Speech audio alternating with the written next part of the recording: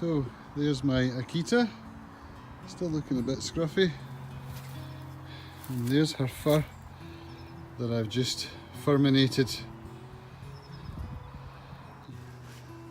What a beautiful day. Just listening to the Jordan Harbinger podcast where he's interviewing an intelligence officer, and it's got me thinking about my army career, so we'll make this part 3. I left you just after my accident and I fell off a cliff in the Lake District whilst on exercise at the age of 17 whilst in the Royal Corps of Signals.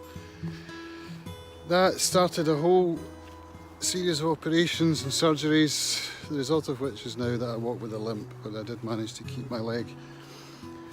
I went back to the army. This was after my first year of my 2-year apprenticeship. I was a year out recovering. I then went back to finish my second year, which was interesting because I had been told that I would be medically discharged. Now, the cost of training a soldier in intelligence, I imagine, is quite high. So why did they keep me on to finish my second year? I don't know. My second in command of my squadron, Captain House, told my parents that he was going to fight to get me to stay in because I was top of my class in languages. They knew that I had a good analytical mind, and he thought that I would be a good asset for the intelligence community within the Royal Corps of Signals. So he was going to fight to get me to be allowed to continue with my army career despite the fact that I would no longer be able to meet the minimum fitness requirements.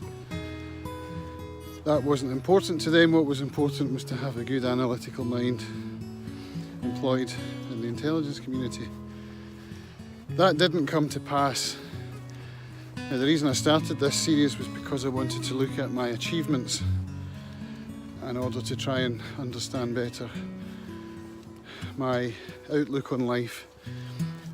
My first real achievement there was that I graduated from the Army Apprentices College in Harrogate with the prize for Best Linguist in my intake, which was a great moment for me.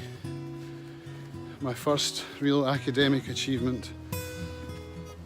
And I went straight from the graduation parade to hospital for yet more surgery, corrective surgery this time, because the surgeries that I had already had left my leg short and crooked.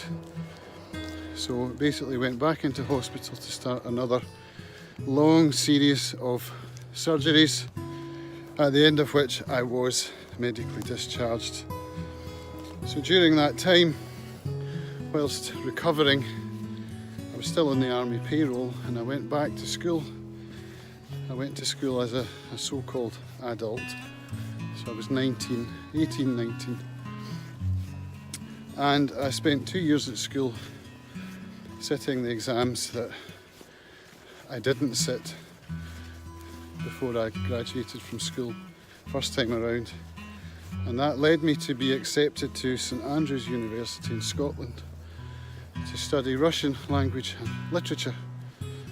St Andrews is the oldest university in Scotland and the most prestigious.